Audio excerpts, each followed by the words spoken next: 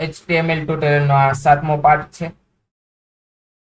આના પહેલાના વિડીયોમાં આપણે HTML ના ટેક્સ્ટ ફોર્મેટિંગના ઘણા બધા ટેગ જોયા.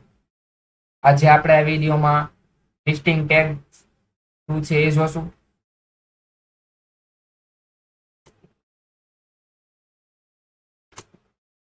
લિસ્ટિંગ ટેગના કેટલા પાર્ટ છે? તો કે ભાઈ આપણે બે પાર્ટ છે, અનઓર્ડર લિસ્ટ અને ઓર્ડર લિસ્ટ.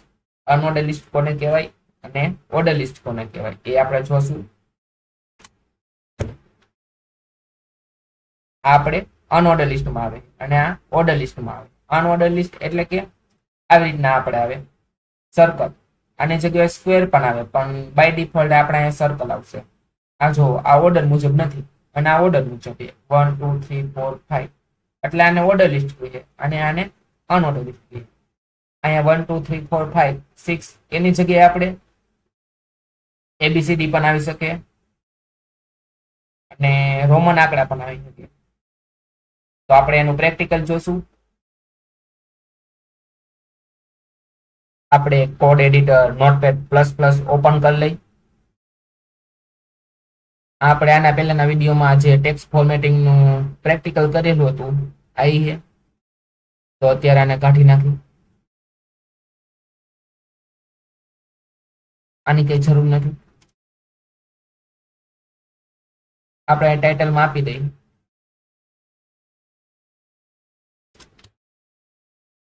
Listing tags.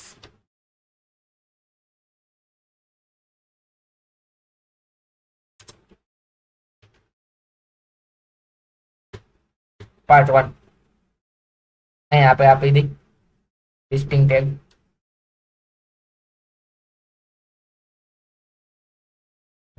પેલા આપણે આનું આઉટપુટ ચેક કરી લઈ. આપણે આ text1 વાળી જ ફાઇલ જોઈ લઈએ. લિસ્ટિંગ ટેગ્સ આવી ગયું. આપણે અહીંયા H2 માં લખેલું હતું.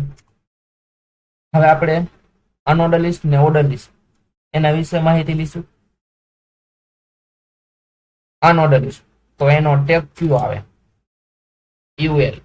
UL એટલે unorder list. Unorder list UL start, UL over. હવે એની અંદર આપણે LI આવે, LI start, LI over. LI એટલે કે list item.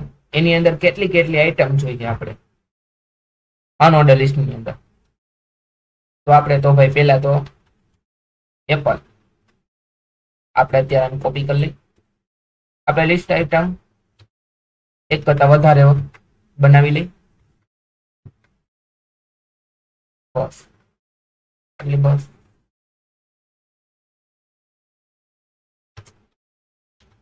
Banana, grape, mango, પિયર,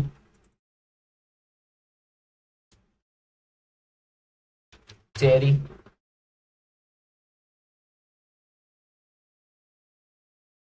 લેમન. આ અનઓર્ડર લિસ્ટ. હવે ફાઇલને સેવ કરી અને એનું આઉટપુટ જોઈ. Page refresh.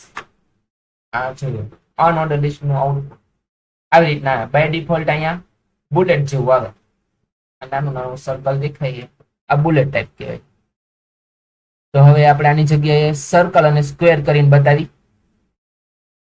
તો આપણે UL ટેગ ની અંદર ટાઈપ લખવાનું. એની અંદર આપણે સર્કલ,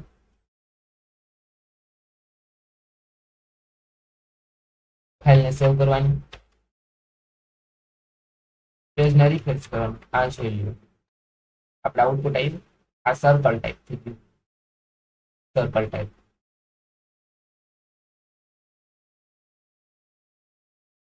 એવી જ રીતના અહીંયા સ્ક્વેર. સ્પેલિંગમાં ખૂબ જ ધ્યાન રાખવાની, નહીતર હરખું આઉટપુટ નહીં આવે. ફાઇલને સેવ કરી પેજને રિફ્રેશ. આ જુઓ સ્ક્વેરમાં આવી ગયું. બાય ડિફોલ્ટ આપણે બુલેટ જેવું આવે કાઢી નાખીએ એટલે આપણે હતું નહીં પેલા જેવું આઉટપુટ આવી ગયું. આ તો આ હતું અનઓર્ડર લિસ્ટ. હવે આપણે ઓર્ડર લિસ્ટ. ઓર્ડર લિસ્ટમાં ઓએલ આવે. ઓએલ એટલે order list. OL start, OL over. એમાંય આની જેમ જ LI list item start, list item over. એમાં આપણે આ જ લઈ લઈ. હવે આપણે આનું આઉટપુટ જોઈએ. ઓર્ડર લિસ્ટ જોઈ લો. તો બાય ડિફોલ્ટ 1 2 3 4 5 6 7 એ રીતના લીધે આ ઓર્ડર મુજબ આવ્યું. હવે આપણે અહીંયા ટાઈપ આપી આપણે અહીંયા કેપિટલ એ આપી દઈએ. તો જોઈ લો એબીસીડી આવી ગયું. એની જગ્યાએ આપણે સ્મોલ આપીએ તો સ્મોલમાં આવશે એબીસીડી. હવે આપણે રોમનમાં આપીએ. જો આ મુજબ આવશે. અહીંયા આપણે સ્ટાર્ટ કરી, અહીંયા આપણે 2 કરી, અહીંયા લખી 1. તો આપણે 2 થી ગણતરી ચાલુ થઈ 2 3 4 5 6 7 8. આપણે અહીંયા સ્ટાર્ટમાં જે આપી ત્યાંથી ગણતરી ચાલુ છે.